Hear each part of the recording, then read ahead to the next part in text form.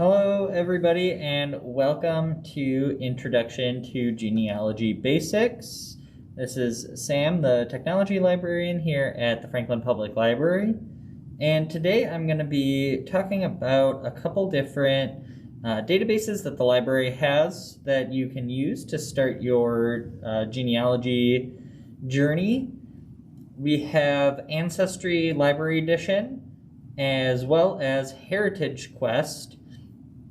And those are going to be the two main databases, but we also have a couple other databases that I'm going to talk about that will give you additional help as you go along through your genealogy journey.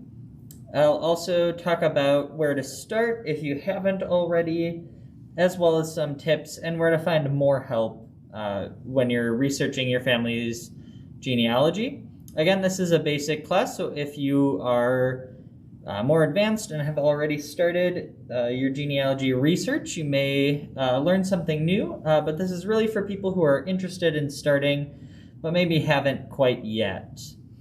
So we're going to start here on our website, franklinpubliclibrary.org, and we're going to go to the Resources tab right here, and from there, the Databases tab. This is where you will find the databases that we're going to use today, and this is how you can go back and access them again after the class. So I'm going to just point out a couple databases that we have along the way. The first one up is Ancestry Library Edition. This is probably where the bulk of your research is going to be. It is similar to Ancestry.com if you've ever had a paid subscription.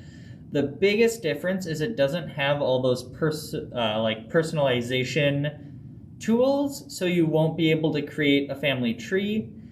You won't have access to the collaboration tab, and there will be other personalization tools that aren't accessible with the library edition. What is accessible is almost all of the indexes and documents that you would access through the full Ancestry.com. So the library edition is very, very similar to the full Ancestry. There are some things that you won't be able to access without that premium subscription. But this is a great place to start and see if you're interested, and you can learn a lot about your family history through the library edition.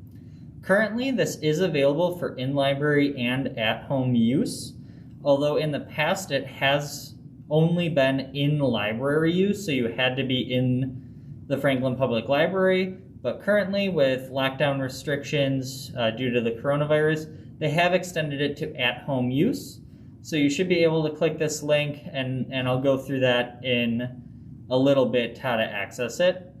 But first I want to point out a couple other ones. The first one is Archive of Wisconsin Newspapers. And way down the page is newspapers.com Library Edition World Collection.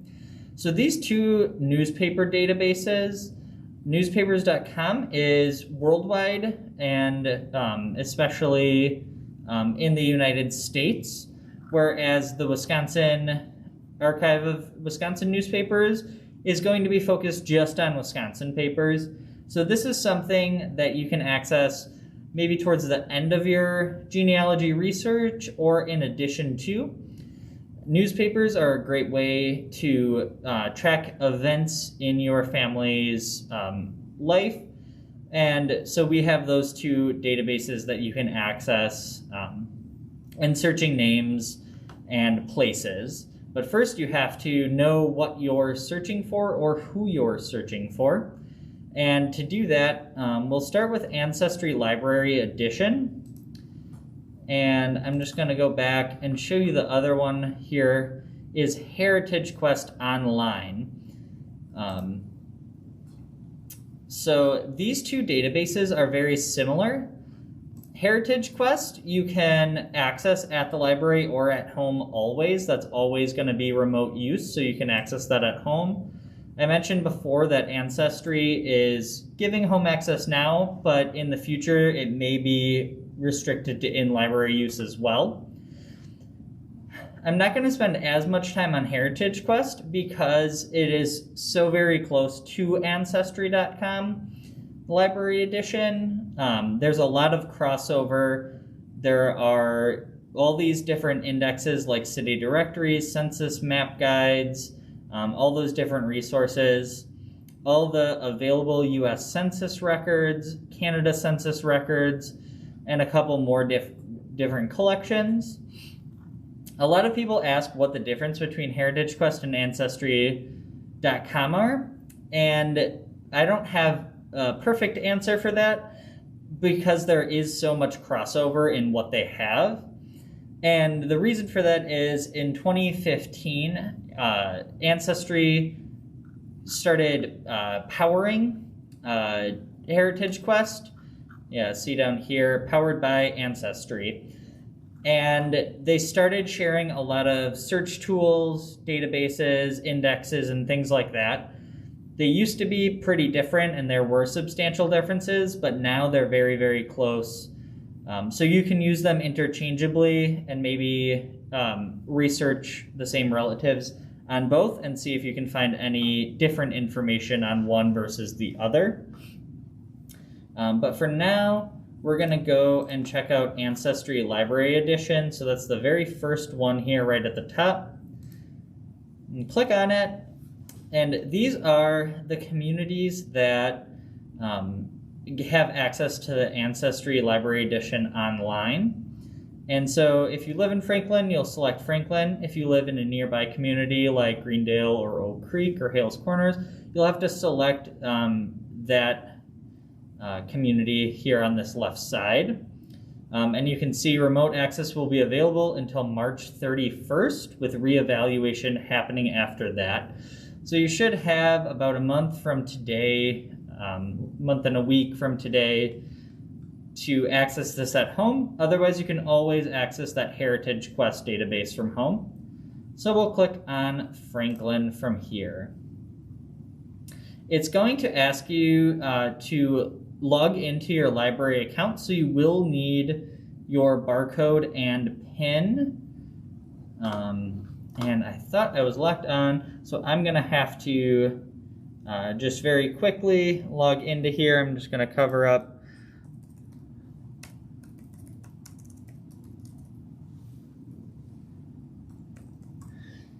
All right, sorry about that, folks. So once you enter your library card and PIN, you'll click here to access Ancestry Library Edition. All right, and here we are. So even just from here, you can start to see similarities between Ancestry and Heritagequest. They have the US Census records, all these different quick links, and Heritagequest has a lot of the same information. At one point, they even had the same photos here on these main pages, but they do have some differences, and I would prefer using Ancestry over Heritagequest. But again, you may need to start using Ancestry after March in the library, so Heritagequest would be an alternative to use at home. And so to start with Ancestry, there are two good starting points. If you've done searching in the past and know how to look up keywords, how to modify your searches, you can hop right on in with your research. And the best starting point, if you're prepared for it, is the most recent census, which is the 1940 census. Census data is released 72 years after it's taken. So the next batch will be the 1950 census, which is actually going to be released in April of 2022, which, believe it or not, is next year already. So if you are familiar with searching through databases, I would recommend starting with the 1940 census. If you're not used to searching, I always recommend going up here on this top bar to the Learning Center. Now this is something that Ancestry.com has put together, and they have research aids to help you. And I would recommend going to this Getting Started. And they have top 10 search tips, creating timelines that produce answers, and Ancestry DNA 101. This Ancestry Ann's search tips, and over here under the census, they have a couple more 10 census tips, questions that lead to more answers. These are the two best places to start to get that additional information. So if you click on here, it'll open up a PDF in another window to talk about the best tips to starting. And tip number 1 is start by entering everything you know about the people in your family line into Ancestry.com family tree. Again, the library edition doesn't have the family tree feature. That's something that you would have to subscribe to the paid version for. But this tip is still the best place to start. Write down everything you know about your family and ask your relatives, starting with everyone you know, and just starting a family tree, tracking who was married to each other, which children they had, the years they were born if you know that, as well as the cities they lived in during certain years, any birth or death records or military records. Those are all things that you'll need to know to aid you in your search. And starting by getting all of that information written down and organized is going to be the best spot before you actually start searching through, because you need to know people's names and ages and locations, especially if you have a common last name like Anderson or Smith. There are probably going to be a lot of people with that same name or similar name to your relatives. If your family name is more unique, you might have better luck. But there's another downside to that, where if the census taker made an error writing down the family last name, that can actually make your search harder. So there are, benefits to having a more common last name versus a more unique last name. But both, you'll need to know who your relatives were, when they were alive, as well as where they may have lived. So that was that Ancestry Ann's top 10 search tips. I only talked about the first one or two here, but she does have all 10. And they're ranked from basic to intermediate to advanced searching. So this is something that you can keep referring back to as you go through your search and start finding more and more about your family line. Another great piece to read is the 10 census tips. So this is similar, but it is census-based, which again is where I would recommend starting your actual searching. Tip number 1 here is look on the page before and the page after. And so this is one thing that you'll find out searching through the census is it's organized by streets. And so you can actually use the page finders. Here they have it circled in red to go forward or back pages, and you'll basically map through the city or township, the streets nearby. So if you know your relatives lived near each other, which in a lot of old neighborhoods, they stayed close to home, you can look for those names on the census as well. Tip number 2, focus on unusual names. So this is something I touched on before. If you have a common name, try to find a relative or any children with unusual names. And a couple other tips here. This one isn't labeled the basic, intermediate, and advanced, but the farther you go down here, the more advanced the search tactics will be. So those are two great places to start, the census tips and the top 10 searching tips. And over here we get to beyond the basics. So as you progress past census data, They have religious records, death records, military records, and some other searching tips. And down here they have different searching tips on immigration, military records, as well as ethnic record searching. So again, these research aids are very, very helpful in getting started, especially if you aren't used to searching through databases. As a librarian, that's something we do all the time. So I take it for granted, kind of how to keep modifying searches. But not everyone does that for their job. So this is a great place to start. These articles aren't very long, and they can really help it make your research more enjoyable. So I'm going to click back to home. They have this Begin Searching tab, and you can click on that if you have your family name all set. They also have a location map with the United States as well as other continents. And then down here we have states and territories listed. Ooh, and I zoomed all the way out. This can be a little bit tedious to go through. So if you know your family name, I would start up here, and then also the city, county, state, and country, and birth year.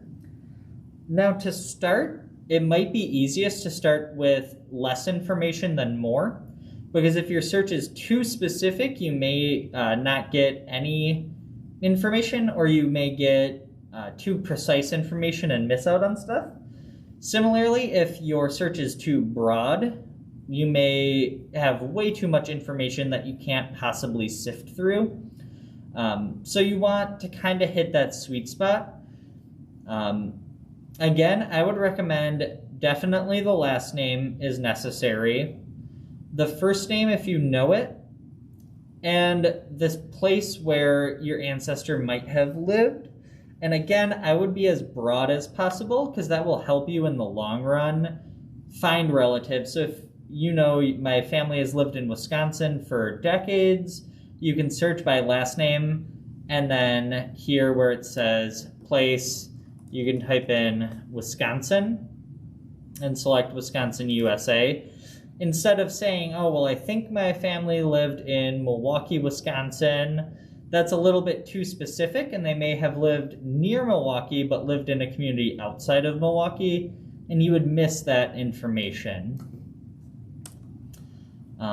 So I'll just do a very generic search with Anderson and Wisconsin, just to show you the searching process here. So on the left side here, there will be filters. And on the right side are all the results. So you can see there are over 21 million results because I used Anderson and Wisconsin, which isn't terribly unique. And you'll see down here under the results, you'll see World War I draft registration cards. As we go down, they'll have different databases. Again, this is a little bit too broad of a search to get really any good information. But I wanted to show you over here on the left-hand side, the filters. If you know the names, you can use this slider. You can see up here it says broad or exact. So if you put it all the way to the right, you can update the listing, and hopefully it'll cut down the number of results that you'll see. Otherwise, if you know it's Anderson, but you don't know if your family had been spelling it with an O or an E, or if there's something similar like that, again, something you'll find out is census takers make mistakes or handwriting isn't as legible as they would like. You can switch it over to broad. So the search engine in Ancestry is going to look at things that will be a little similar to Anderson, but might not be exactly Anderson. So again, if you're not getting what you want, you can edit the search and add a name, add a birth year, narrow down the place from just Wisconsin to maybe, let's go Milwaukee County. So Milwaukee County, Wisconsin. And that'll change your results. So doing family genealogy research, especially the further you get along with it, is all about searching and changing the things that you're searching for to either be more broad, more exact, and track down those family members. Okay, so that was that search function here on this main page under Begin Searching. As I said before, I would recommend actually starting with the census records. That search bar will show any documents related to your family, and that includes marriage documents, death certificates, any military records, as well as census data.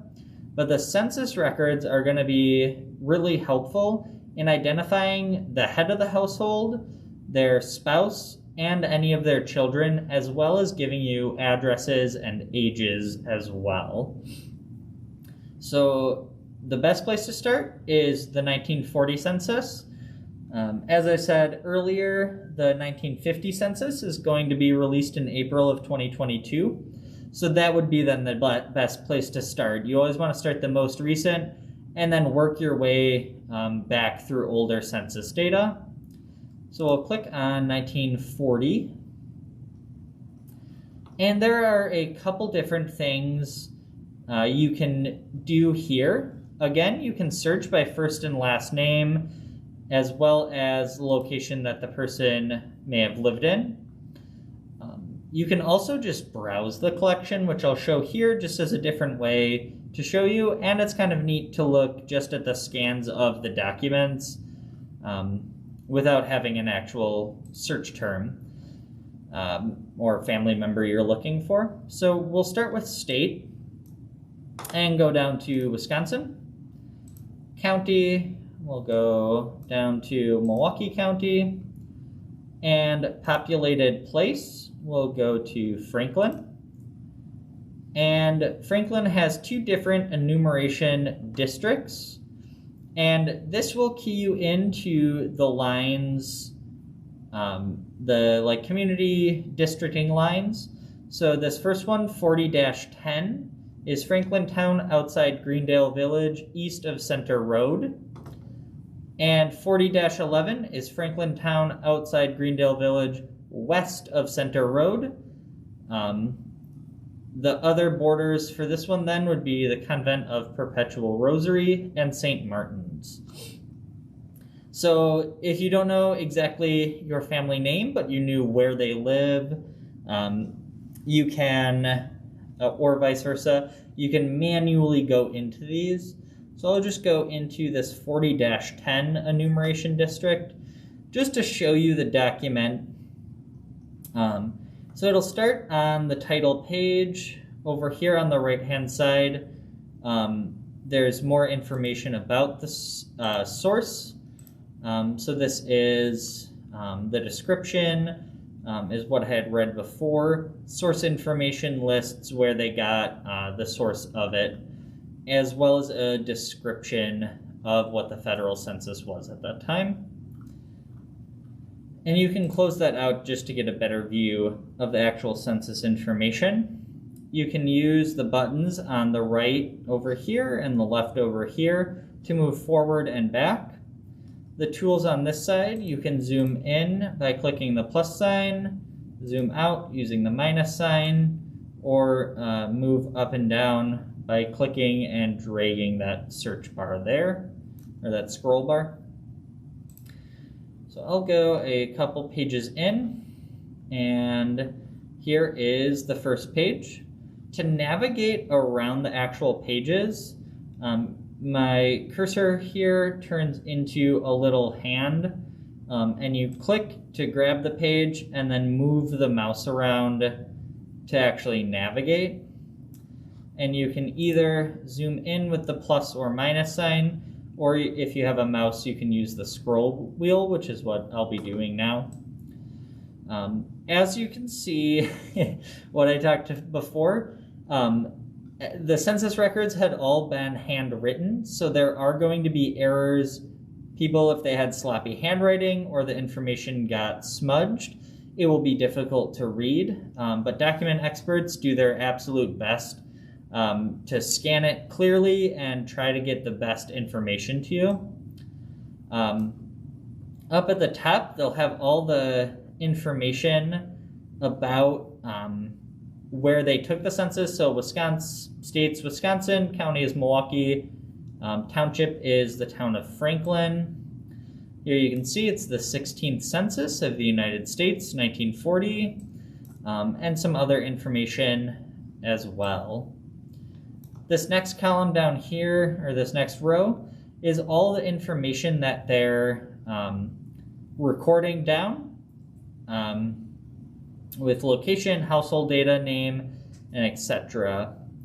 One thing you can do here, because this writing is very tiny, you can always zoom in, but you can also, if you just leave your cursor selected on something for a little bit, you can see they actually, here I'll point, have a box that will transcribe the information in that box. And this works with the boxes that are typed by the census takers, or by the census form, I guess, as well as the handwritten names. So if I go over here on this first one, the respondent was Joseph Deneen.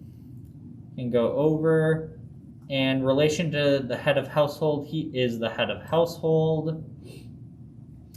You can see by these abbreviations here, the sex is male, or the gender, the race is white, age is 48, marital status is married, and so on. So this will help actually reading the document, because sometimes the handwriting can be difficult to read, or if the scan didn't come through nicely,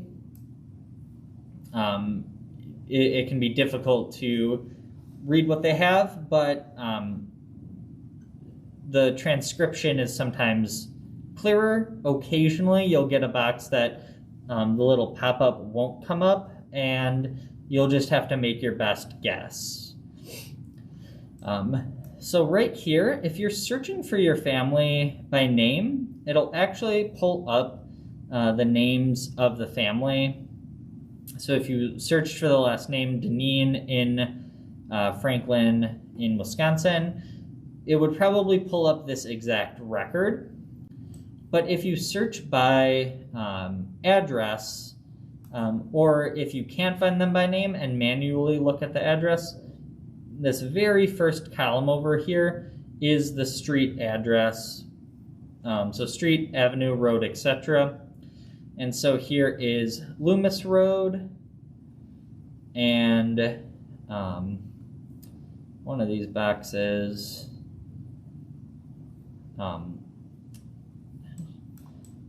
actually this one doesn't have it, will be the street number.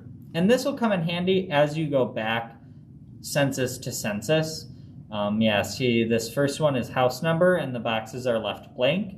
So they may not have had house numbers. You have to remember, Franklin, back in the 1940s, was a lot less developed than it is now. So they may not have had house numbers, and they just lived on the street. So you can see here's Loomis Road. The next one down is Colby Road. And you can see all the people who filled it out, their names, their ages, their genders, their races, their employment. So you can find out a lot of information here. And you can go page by page on the census and find the people you're looking for that way. No, I can't find a single one of these that has a house number, which is really interesting. But that's one way that you can find somebody year to year. So let's go back into the census, and I'm going to try a different one. Instead of Franklin, I'll just do Milwaukee. Because the house numbers, that was one of those tips that I had shown you before in that learning center. One of the best tips is to look around page by page. So here you can see the street, the house number is 4886, and the family living there was Arno F. Herbstreet. So you can actually go back census by census and look for the same street name and street address to find your family members. And what one of those tips was saying is you can search either nearby house numbers if you knew your family lived in the same neighborhood, and you can search back or forward a page. And again, those are going to be streets that are nearby. So here's North 2nd Street, and the house number is 4927B. So that's, again, starting to get into the more difficult aspects of the search.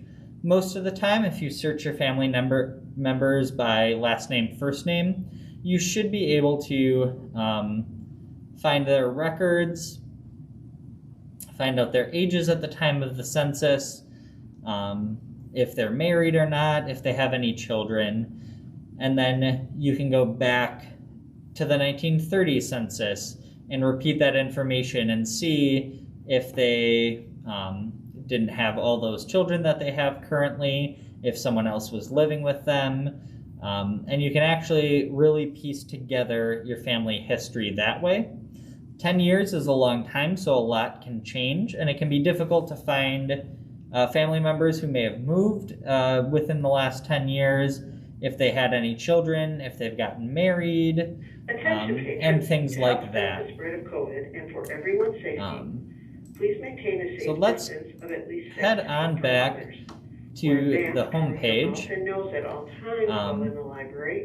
and okay, down here are all the other quick links of different databases that I had been talking about. So things like birth, marriage, and death records, military records, and things like that. So those are going to be the more advanced searching after you build that initial family tree. But really just find out what works for you. The best recommendations that I give and Ancestry give is to build your family tree out by working backwards census to census as far back as you can go, and then going back and adding that information about your relatives after you go through all that census data by checking birth, marriage, and death records, military records, things like that. One thing you might find out is if people in your family have a same or similar name, and you didn't know they had the same name. You can find that out by going through census records and then maybe going through death records or military records and finding out that your cousin was actually named after their father or something like that. And whatever works for you. You can also go through here and search immigration records. So this Ancestry Library Edition is a very robust database.